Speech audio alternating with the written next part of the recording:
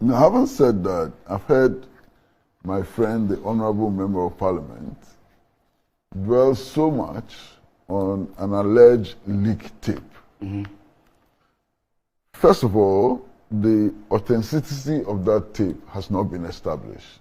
And I'm not saying that it is not authentic. It could very well be authentic, but it has not been established, okay? Now, even if it has been established, how do we insist that what General Mosquito Asidu Nketia is saying is the truth? You understand? Even if it's established that that is an authentic tape, he said all the things that he said. Where is the evidence that what he's saying is the truth? And not for a reason of the contest and so on. So that is also not established. I know a few things through my work, as a journalist. And the claim that the NDC did not base its court case on pink sheets because it had a defective coalition system, I think is completely false. Okay. Now, the lawyer of the NDC decided to take the route that he took because he thought that the constitutional breaches in the announcement of the election result were much, much weightier than piling pink sheets before the court. And there's no denying the fact that Mr. Chatuchikata is an astute lawyer. He's a colleague of the sitting president. They've done cases together and so on. So he's a very astute lawyer. He decided to do this case on the basis of constitutional violations and so on, rather than assembling pink sheets. You understand? And that's my understanding. If I'm proven wrong, I will withdraw, I will apologize. But that's my understanding. So all of a sudden we are being told that NDC had no case and so on. It is not true. One of the things that was going to depend on heavily in prosecuting that case was the fact that the election results had been announced at least 3 times. And on each of the 3 occasions, different results had been announced. It was also going to dwell on the fact that the changes were announced on a plain sheet of paper without any signature and so on. And these are all facts that we all know, okay? In one instance, the result that was announced exceeded 100%, which is a mathematical impossibility and so on. So I do know that as a fact, and that's why I'm hesitant to accept everything that General Mosquito, is putting out. Now, for me, there's even a more important factor to consider in all of this. General Mosquito was a prime witness of the National Democratic Congress in that case before the Supreme Court. Now, if he knew that the party, or felt that the party had no case, what was he doing in the Supreme Court as a prime witness?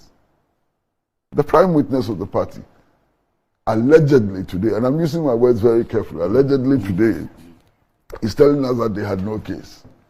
So why did he dress up and stand in that witness box when he knew that he had no case to present? That's interesting. Again, the party at a press conference did inform all of us that it had done the collation, it had the evidence that the election had been rigged. Mr. Asidu Nketia was part of that press conference. So how come that 2 years later, a little over 2 years later, the same person is telling us that what we were told at that press conference was a bunch of lies? So there's a lot of interrogation that has to be done and so on. But my brothers,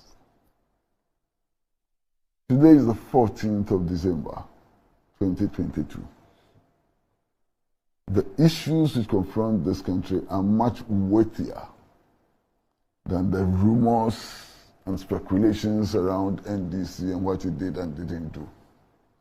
This country is facing imminent economic collapse. And all of us, as citizens who want to see our country make progress and so on, need to spend some time discussing how to get out of this labyrinth, of problems, this labyrinth of pain and suffering and so on. And I think that's where we need to focus, and not the pettiness which is being displayed by some people in the National Democratic Congress. Just before I come back to you, I'm going to go to the IMF very soon, but someone just sent me a text that please ask Uncle Kwesi with experience, will he now doubt the credibility of any figures churned out by the NDC? And then there was a question that came earlier that with the status of the General Secretary, Eii Atigya, as a current General Secretary, is he not talking too much with your experience? Well, who am I to come to the conclusion that Mr. Eii Atigya is talking too much? Mr. Eii Atigya is a very experienced politician. He's been in Parliament. He served at the local levels and so on. He's perhaps the longest serving General Secretary of any political party that I know of. I do not think that I'm qualified, to judge him. However, there are important questions that he himself must answer. After all this, after all the heat that is generating and so on, if at the end of the day he is elected as national chairman of the party, how is he going to run the party? If at the end of the day he's elected as national chairman, how is he going to organize the party's campaign in order to ensure that the party wins? In my view, the rancor is totally unnecessary. I think that even to some extent the rancor is absolutely foolish and reckless. You understand? But hey, I don't qualify to criticize Mr. Eii Atigya, given his level of experience and so on. Now, the other question which is put is whether or not one has a basis for questioning the results of the last elections. First of all, we've run this country for 2 years under the presidency of Nana Addo Dankwa Akufo-Addo. All the state and constitutional institutions have accepted him as president, and he will continue to function as president, as otherwise impeached or something. He is the president of this country. So it does not lie in my mouth to question his legitimacy as president of the Republic of Ghana. Even the opposition party which contested him has accepted him as president. So it doesn't lie in my mouth to do so. However, if election results are presented and the calculation gives us figures which are mathematically impossible, it's a basis for doubt. And in announcing the results of the last elections, there were mathematical impossibilities. You can't announce an election results which adds up to more than 100%. It raises questions. All I'm saying is that we have gone over that. Let's look forward. Yes, the Electoral Commission announced results 3 or more times. You understand? In one of the instances, I saw the sheet of paper of which the Electoral Commission sought to change the results. It was a blank sheet of paper. No signature, no nothing. Under any circumstance, in any reasonable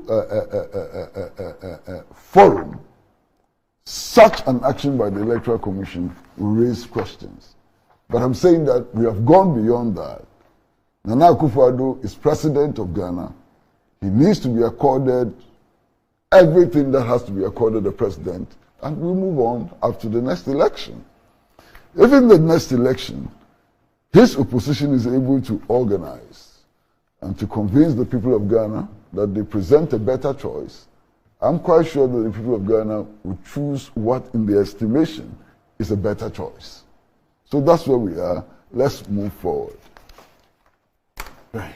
Yeah, my brother. So, Uncle Kwesi made a point that I agree with. That we have some very, very serious challenges currently as a country. And that ordinarily, our discussion on a show like this should be focused on the real issues. I agree with him on that. But Uncle, see, it will be dangerous to hand over a weak economy, as you put it, to a group of people who clearly are displaying currently weak leadership. That is where the problem is. And that is why everybody is talking about the NDC. Mr. Johnson Eii Atigya, as you put it, is contesting currently to be the chairman of the party. And as you put it, the same person who held a press conference a few years ago, challenging the validity of a result. And we're all in this country, the kind of description that we give to our judges, our Supreme Court judges. 7-0, 7-0, 7-0 in this country. And that the judges could not execute their work very well. We're all in this country. So if the same crop of people are now telling us that indeed they went to court with very weak collated results, today they are telling us, and the same people want to come back to take over, as we all know, a weak economy, then there's a problem. That is where the problem is. And you put it rightly that if the NDC wants Ghanaians to take them serious, they should put their house in order. This same group of people, as we see now, are going to be elected, are going to be voted on this Saturday. The same group of people. It is likely that it is possible that Mr. Eii Atigya is going to be the chairman of the NDC. The same person who says they had no case, they had no results, absolutely nothing, they couldn't collate their results, to the extent that he says that even their IT system broke down. That's what he's telling us.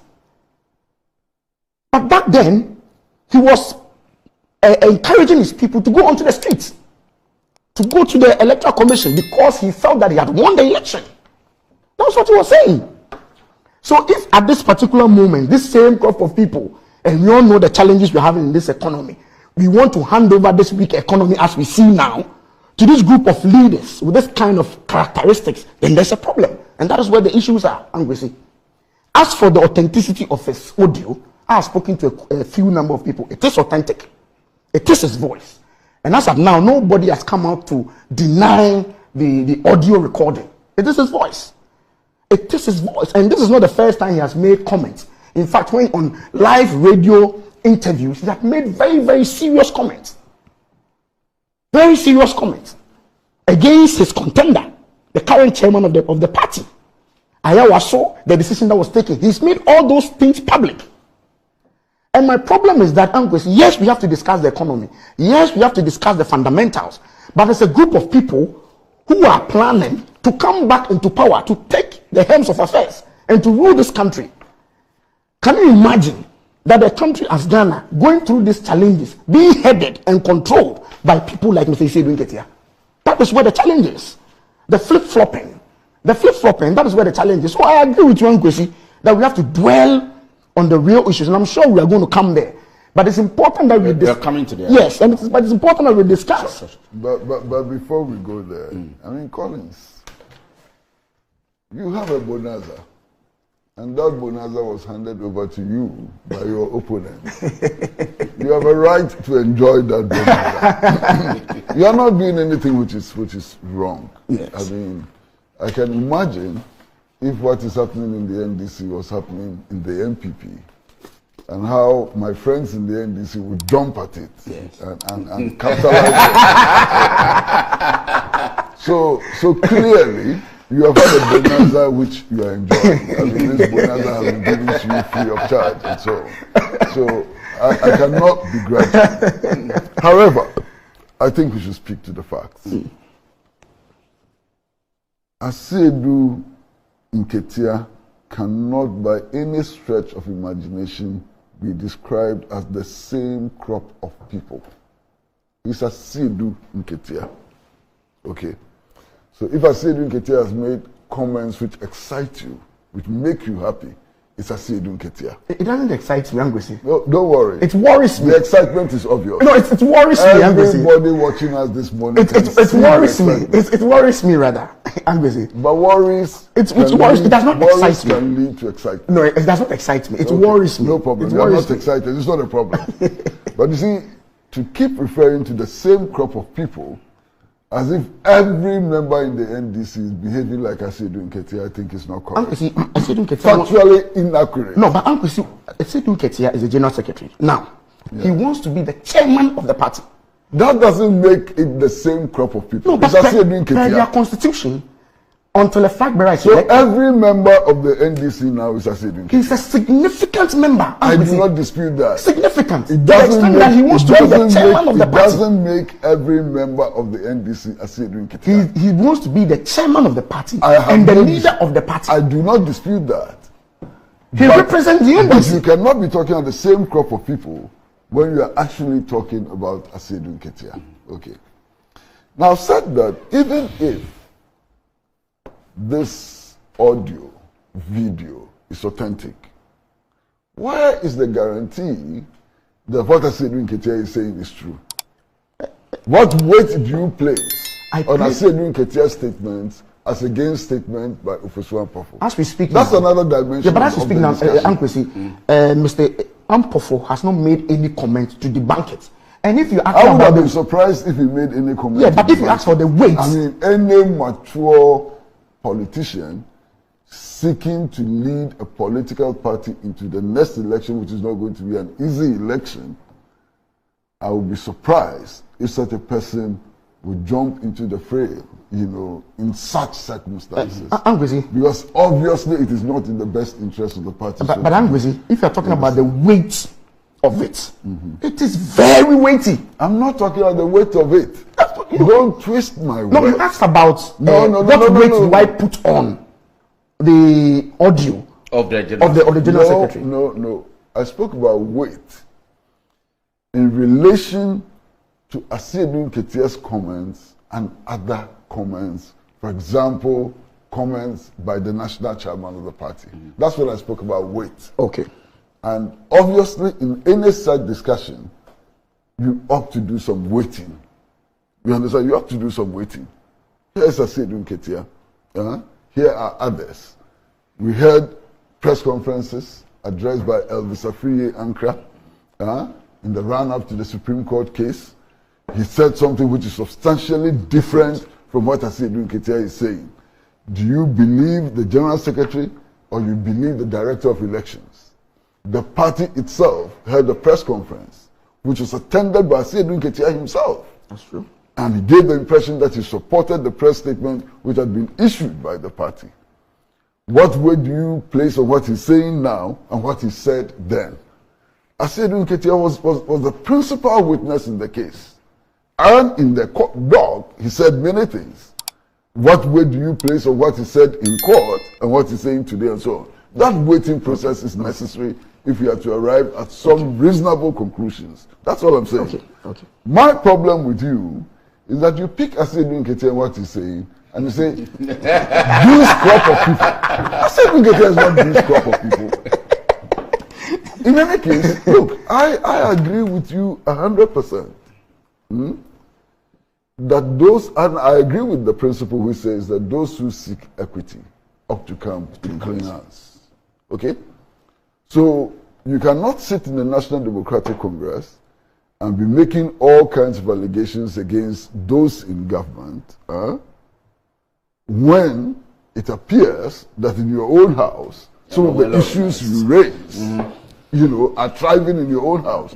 That's a problem, and I agree with you. Who can argue with you on that? Nobody can argue with you on that. Okay. Bottom line, we are sitting here today, and you know what is happening better than I do. You sit in Parliament, you see all the figures before I see them. Yes. Okay. Would you honestly say that given the crisis that we are in today, what we ought to be discussing this morning is what Asiedu Nketia says on a campaign rally? Yeah, but would you honestly insist on that? Ankwesi, I know the would you honestly insist on that? Ankwesi, I know the figures you are talking about. and the kind of situation we are in now, my fear is handing over this country to the likes of us. But you frighten me when you talk like this. Do you know That's why my you fear. Do you know why you frighten That's me? my fear. My brother, you actually frighten me when you talk like Anyways. this. No, let go. Finish. Let him make the point. Collins frightens me when he begins to talk like this. We have a crisis which can explode in our face. And I will go into that much later. I've listened to the Secretary General of the TUC speak. I've seen statements from Medical Association and so on. And I know the depth of the crisis. And then we elect not to deal with the storm before us now, but begin to think about who gets power 24 months from now. That's a worrying situation. Who gets power 24 months from now? Is that the issue? You understand? And you know why this is dangerous? You know, sometimes when you sit on a platform like this, you are compelled to be extremely careful. And I'm going to be extremely careful. I'm going to be careful. I'm going to be careful. I'm going to be extremely careful. Let's watch it now. I'm going to be extremely. I have to caution myself. Yes. So we have to. In spite of the provocations, there are many provocations. The situation in which we find ourselves today is so volatile that it becomes exceedingly reckless to be thinking about 24 months from now instead of thinking about now.